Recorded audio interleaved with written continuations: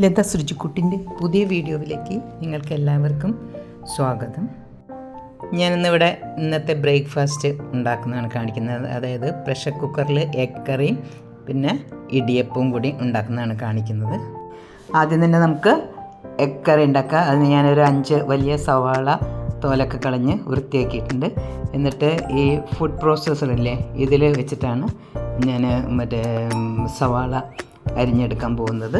അപ്പോൾ നമുക്ക് പെട്ടെന്നത് നമുക്ക് ഇതാക്കി കിട്ടും, നേരിയതായിട്ടും കിട്ടും. ഇതാക്കണ്ട, ഇതുപോലെയാണ് ഇതിൽ ഞാൻ ചെയ്യാൻ പോകുന്നത്.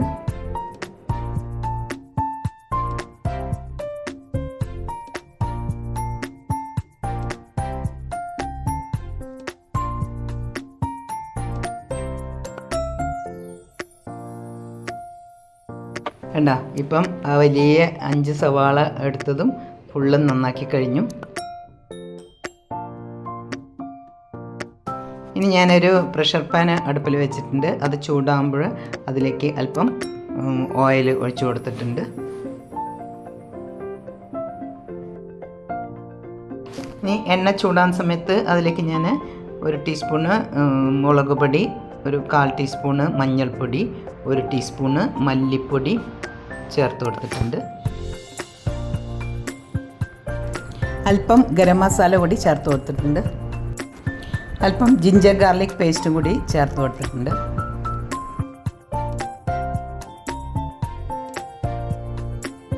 ഇനി നമുക്ക് അതിലേക്ക് മുറിച്ച് വെച്ചിരിക്കുന്ന സവാള ചേർത്ത് കൊടുക്കാം.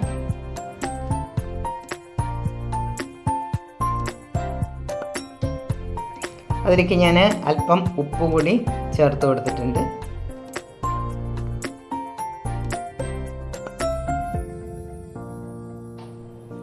അല്പം കറിവേപ്പിലയും ഒരു 2 പച്ചമുളകും കൂടി ചേർത്തിട്ടുണ്ട്. നല്ല പോലെ അതൊന്ന് വഴറ്റിയെടുക്കുക.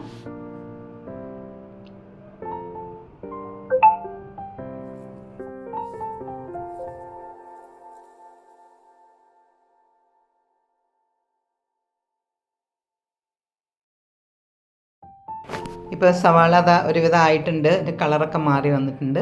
അപ്പോൾ ഇനി അതിലേക്ക് ഞാൻ 1 ഗ്ലാസ് വെള്ളം ചേർത്ത് വിട്ടിട്ടുണ്ട്.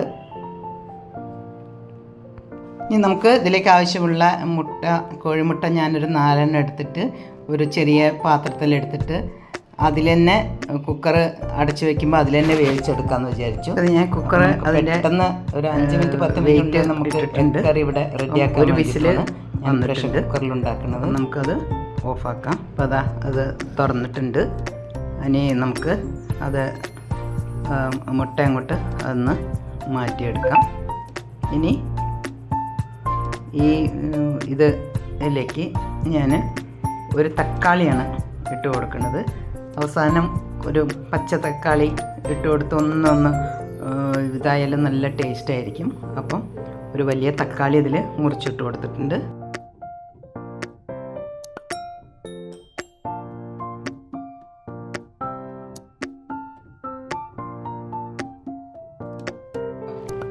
ഇനി അവസാനമായിട്ട് ഞാൻ തേങ്ങാപ്പാലിൻ്റെ 2ാം പാൽ ഒഴിച്ചു കൊടുത്തിട്ടുണ്ട്. എന്നാൽ 2ാം പാൽ ഒഴിച്ചു കൊടുത്ത് അപ്പം നമുക്ക് കുറച്ച് ഗ്രേവിയും കൂടുതൽ കിട്ടും. അതിന് വേണ്ടിയിട്ടാണ് ഇതും കൂടി ഒഴിച്ചിട്ടുള്ളത്. ഇനി അതൊന്ന് തിളച്ചാൽ അതിലേക്ക് നമുക്ക് 1ാം പാൽ ചേർത്ത് കൊടുക്കാം. അപ്പോൾ ഇവിടെ നമ്മുടെ മുട്ടയുടെ വല്ല ഈസി എളുപ്പത്തിലുണ്ടാക്കുന്ന മുട്ടക്കറിയുടെ റെഡി ആയി കഴിഞ്ഞു. ഇനി നമുക്ക് അതിലെ കോഴിമുട്ടയുടെ തോലൊക്കെ പൊളിച്ചിട്ട് അത് ഇതിലൊന്ന് ചേർത്ത് കൊടുക്കുകയാണ്. അപ്പം നമ്മളുടെ കറി ഇവിടെ റെഡി ആയി കഴിഞ്ഞു. ഇത് എളുപ്പത്തിൽ ഉണ്ടാക്കാൻ പറ്റുന്നതാണ്.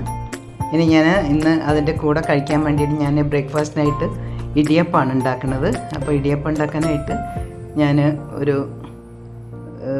4 ഗ്ലാസ് വെള്ളത്തിൽ അല്പം ഉപ്പും കുറച്ച് അല്പം ഓയിലും ഒഴിച്ചു കൊടുത്തിട്ടുണ്ട്.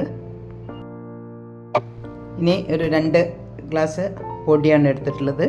ഇടിയപ്പത്തിനും പത്തിരിക്കൊക്കെ നല്ല ഫൈനായിട്ട് പൊടിക്കിട്ടില്ലേ, ആ പൊടിയാണ് ഇതാക്കിയിട്ടുള്ളത്.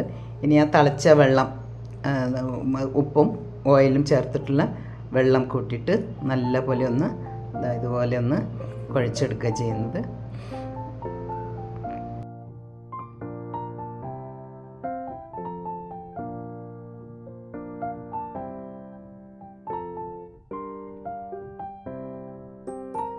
ഇനി നമ്മൾ അത് കുഴച്ചതിന് ശേഷം അതൊന്ന് അടച്ചു വയ്ക്കാം.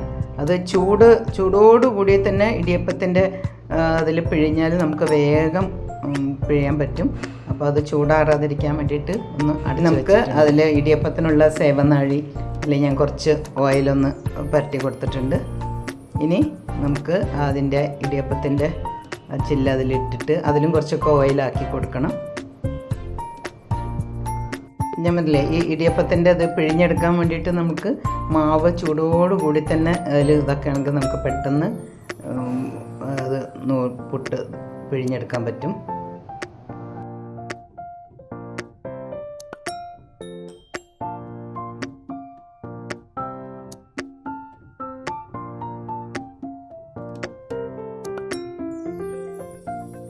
അത് ഇഡ്ഡലി തട്ടിൽ ഉണ്ടാക്കിയതുകൊണ്ട് നമുക്ക് ഒരു 2-3 തട്ടിൽ ഒരുമിച്ച് തന്നെ ഉണ്ടാക്കിയെടുക്കാം. അതുകൊണ്ടാണ് ഞാൻ ഇതിൽ തന്നെ ഉണ്ടാക്കിയെടുക്കുന്നത്.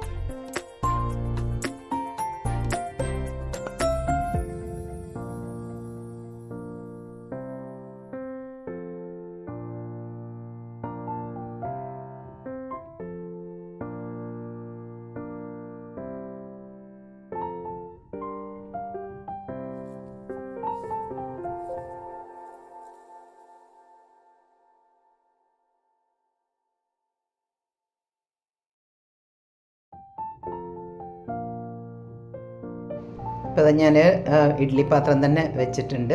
അപ്പോൾ അതിൽ അല്പം വെള്ളം ഒഴിച്ചതിന് ശേഷം അത് തിളച്ചതിന് ശേഷമാണ് ഞാനത് വെച്ച് കൊടുത്തിട്ടുള്ളത്. ഇപ്പോൾ 10 മിനിറ്റ് കഴിഞ്ഞ് ഒരു 10 മിനിറ്റ് എടുക്കാൻ പോവുകയാണ്. വെച്ചോളന്ന് എടുത്തു. അപ്പോൾ അതാ നമ്മളുടെ ഇടിയപ്പം മുട്ടക്കറി ഇവിടെ റെഡിയായി കഴിഞ്ഞു. അപ്പം നിങ്ങൾ ഇതുപോലെ ഒന്ന് ട്രൈ ചെയ്ത് നോക്കൂ. വളരെ എളുപ്പമാണ്, പെട്ടെന്ന് ആയും. അപ്പം എൻ്റെ വീഡിയോ ഇഷ്ടപ്പെട്ടിട്ടുണ്ടെങ്കിൽ ലൈക്ക് ചെയ്യുക, ഫ്രണ്ട്സിനും റിലേറ്റീവ്സിനും ഷെയർ ചെയ്ത് കൊടുക്കുക. ആദ്യമായിട്ട് കാണുന്നെങ്കിൽ ഒന്ന് സബ്സ്ക്രൈബ് ചെയ്യണേ. തൊട്ടടുത്തുള്ള ബെല്ലൈക്കൺ കൂടി എനേബിൾ ചെയ്ത് ഓൾ എന്ന് ക്ലിക്ക് ചെയ്താൽ ഞാനിടുന്ന വീഡിയോസിൻ്റെ നോട്ടിഫിക്കേഷൻസ് നിങ്ങൾക്ക് കിട്ടുന്നതായിരിക്കും.